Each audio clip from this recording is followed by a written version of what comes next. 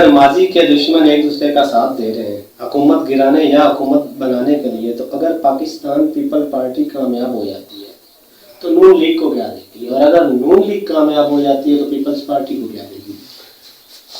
ہر جدوجہد اور تحریک کا مقصد لینا دینا ہی نہیں ہوتا، کچھ لو اور کچھ دو، یہ عوام کی نہیں آپ کی ذاتی رائے ہے، عوام کی یہ رائے نہیں ہے۔ سر میں تو آپ کا سپورٹر ہوں۔ نہیں، میرا سپورٹر ہو، میرے آپ بھائی ہو، یہ آپ کی اپنی ہے نا، عوام میں سے تو میں ہوں، آپ تو عوام میں سے نہیں ہوں، عوام کی نمائندگی تو میں کر رہا ہوں، عوام کا تو میں جواب دے رہا ہوں نا کہ عوام کیا سوچ رہی ہے، آپ تو نہیں ہیں، آپ تو صحافی ہیں، آپ کے لیے میں بھی ویسے ہی ہوں، باقی بھی ویسے ہی ہیں۔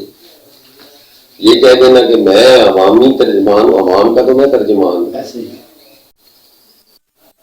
مطلب یہ ہے کہ لو اور دو کی پالیسی، لو اور دو کی کوئی پالیسی نہیں، کوئی بھی حکومت آ جائے تو مطلب وہ پورے طریقے سے حکومت کرے گی، کوئی وزارت نون لیگ کو نہیں ملے گی اگر پیپل پارٹی اکثریت سے جیتتی ہے۔ دیکھیں، یہ حکومتیں بنانے کے لیے اتحاد بنتے رہتے ہیں، اور آج کی بھی جو حکومت قائم ہے وہ اتحاد کے بلبوتے پہ کھڑی ہوئی ہے، اس میں MWM بھی ہے، اس میں PMLQ بھی ہے، اس میں 10 جماعتیں ملی ہوئی ہیں۔ چلیں جی، لاسٹ کویسچن ہے چھوٹا سا۔ 2014 میں نون لیگ کو بیل آؤٹ کروانے والی پاکستان پیپل پارٹی عوامی مفادات کے لیے یا اپنے مفادات کے لیے نون لیگ کے ساتھ مل گئی ہوئی ہے، مولانا فضل الرحمان کے ساتھ مل گئی ہوئی ہے۔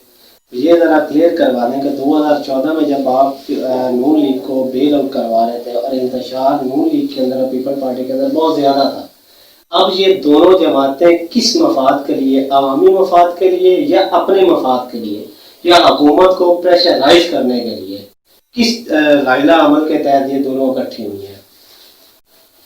یہ میں کوئی آپ کو 10 دفعہ بتا چکا ہوں کہ ہم سارے جو ہیں وہ کوئی مرج نہیں ہو گئے، ہم ایک چارٹر کے تحت اکٹھے ہیں، ایک تحریری معاہدے کے تحت اکٹھے ہیں، ہم سول سپرمیسی کے لیے اکٹھے ہیں، ہم پارلیمنٹ کی بالادستی کے لیے اکٹھے ہیں، اور پارلیمنٹ کی بالادستی ہی عوام کے حقوق کی جنگ لڑ سکتی ہے۔ پارلیمنٹ کی بالادستی جب تک تسلیم نہیں کی جائے گی، سول سپرمیسی جب تک نہیں یقینی بنائی جائے گی، اس وقت تک عوامی مسائل ایڈریس نہیں ہو سکتے۔ پیپلز پارٹی 2014 میں بھی پارلیمنٹ کے ساتھ کھڑی تھی، اور ہم چاہتے تھے کہ پارلیمنٹ سپرمیسی کے لیے کہہ رہے ہیں کہ پارلیمنٹ کو اس حد تک بے توقیر نہ کیا جائے۔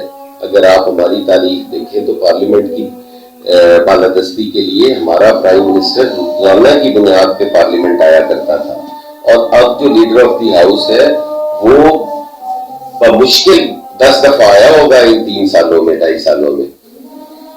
اچھا، اگر حکومت مطلب گر جاتی ہے، فرض کرتے ہیں ختم ہو جاتی ہے، چلی جاتی ہے، یا عمران خان صاحب استعفیٰ دے دیتے ہیں، تو کیا یہ تحریری معاہدے یا جو چارٹر آپ PDM کا بنا ہے یہ ختم ہو سکتا ہے؟ یہ چارٹر ہے ہی صرف اس کی چھٹی کرانے کے لیے، یہ حکومتی مطلب حکومت بھی تو چارٹر اور سارا کچھ ختم۔ یہ حکومتی اتحاد اتنا غیر منطقی ہے، اتنا غیر منطقی ہے کہ یہ تو اگر اپوزیشن 1 مہینہ کٹھی جدوجہد کر لے اور وہ جمہوری جدوجہد ہو، وہ پارلیمنٹ کی جدوجہد ہو، تو 1 مہینہ یہ حکومت نہیں نکال سکتی۔ یہ تو بڑا غیر منطقی اس کا جو اتحاد ہے وہ ہے۔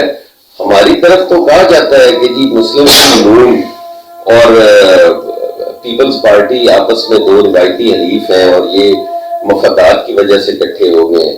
میں پوچھتا ہوں، جو سپاہی صحابہ اور MWM کٹھی ایک حکومت چلانے میں کردار ادا کر رہی ہے، کیا وہ روایتی حریف نہیں ہے؟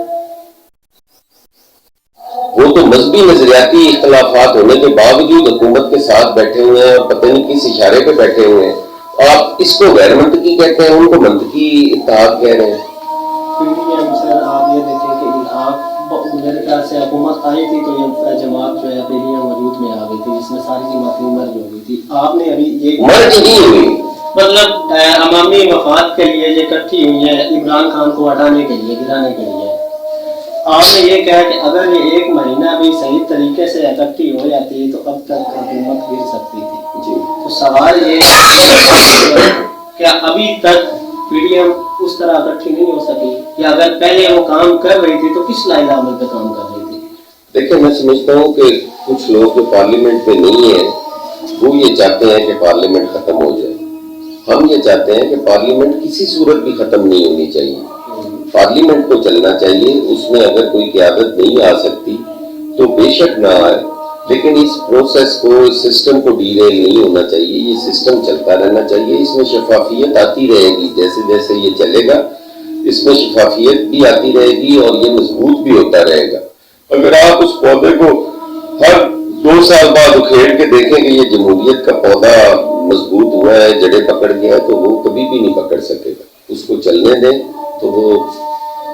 अच्छा, एंड टावर तब्दीली के लिए पीडीएम का अब का जो मौजूदा लाइन अमल है